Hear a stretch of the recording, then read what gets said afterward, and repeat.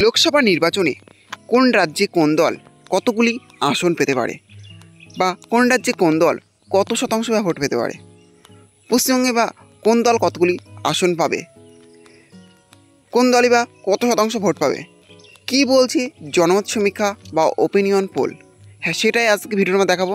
তার জন্য ভিডিওটি একটু স্কিপ না করে শেষ পর্যন্ত দেখতে থাকুন। আর অবশ্যই আপনি চ্যানেল নতুন হয়ে থাকেন তাহলে চ্যানেলটি সাবস্ক্রাইব করে পাশে থাকবেন।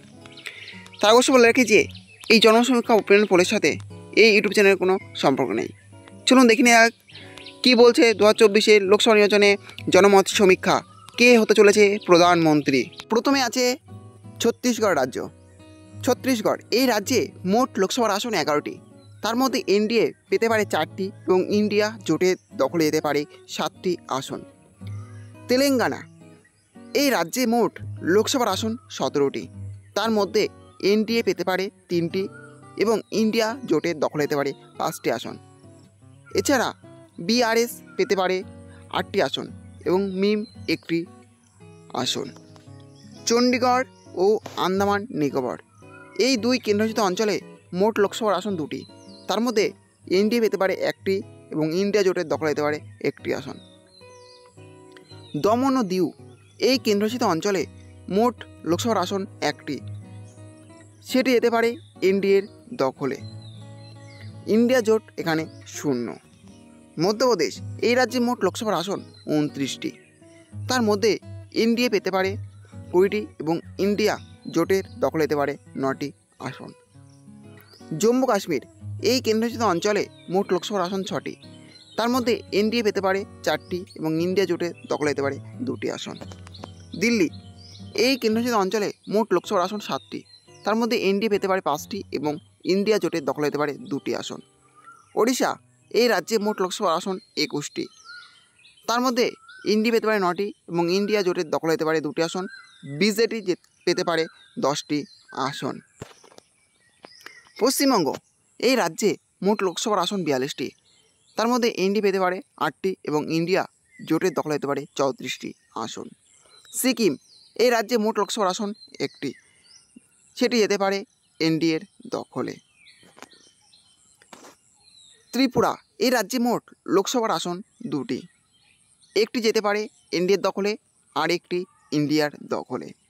নাগাল্যান্ড এই রাজ্যে মোট লোকসভার আসন 1টি, সেটি যেতে পারে এনডিএর দখলে। মিজোরাম এই রাজ্যে মোট লোকসভার আসন 1টি, সেটি যেতে পারে ইন্ডিয়ার দখলে। মণিপুর এই রাজ্যে মোট লোকসভার আসন 2টি, একটি যেতে পারে এনডিএর দখলে আর একটি ইন্ডিয়ার দখলে। মেঘালয় এই রাজ্যে মোট লোকসভার আসন 2টি, দুটি যেতে পারে ইন্ডিয়ার দখলে। অরুণাচল প্রদেশ এই রাজ্যে মোট লোকসভার আসন 2টি, দুটি যেতে পারে এনডিএর দখলে। অসম এই রাজ্যে মোট লোকসভার আসন 14টি, 11টি যেতে পারে ইন্ডিয়ার দখলে আর 3টি ইন্ডিয়ার দখলে। মহারাষ্ট্র এই রাজ্যে মোট লোকসভার আসন 48টি, 12টি যেতে পারে ইন্ডিয়ার দখলে আর 36টি ইন্ডিয়ার দখলে। হরিয়ানা এই রাজ্যে মোট লোকসভার আসন 10টি, 6টি যেতে পারে ইন্ডিয়ার দখলে আর 4টি ইন্ডিয়ার দখলে। হিমাচল প্রদেশ এই রাজ্যে মোট লোকসভার আসন 4টি, 3টি যেতে পারে ইন্ডিয়ার দখলে আর একটি ইন্ডিয়ার দখলে। বিহার এই রাজ্যে মোট লোকসভার আসন 40টি, 13টি যেতে পারে ইন্ডিয়ার দখলে আর 27টি ইন্ডিয়ার দখলে। গুজরাট এই রাজ্যে মোট লোকসভার আসন 26টি, 26টি যেতে পারে ইন্ডিয়ার দখলে 0। উত্তরপ্রদেশ এই রাজ্যে মোট লোকসভার আসন 80টি, 68টি যেতে পারে ইন্ডিয়ার দখলে আর 12টি ইন্ডিয়ার দখলে। ঝাড়খণ্ড এই রাজ্যে মোট লোকসভার আসন 14টি, 11টি যেতে পারে ইন্ডিয়ার দখলে আর 3টি ইন্ডিয়ার দখলে। পাঞ্জাব এই রাজ্যে মোট লোকসভার আসন 13টি, 13টি যেতে পারে ইন্ডিয়ার দখলে। এনডিএ এখানে 0। অন্ধ্রপ্রদেশ এই রাজ্যে মোট লোকসভার আসন 25টি, এখানে এনডিএ বা ইন্ডিয়া কেউই কোনো আসন পাবে না। 18টি ওয়াইএসআর কংগ্রেস এবং 7টি পাবে টিডিপি।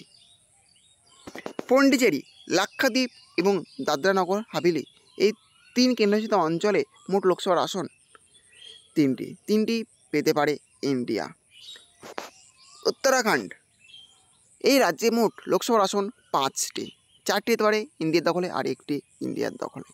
রাজস্থান, এই রাজ্যে মোট লোকসভার আসন 25টি, 20টি হতে পারে ইন্ডিয়ার দখলে আর 5টি ইন্ডিয়ার দখলে।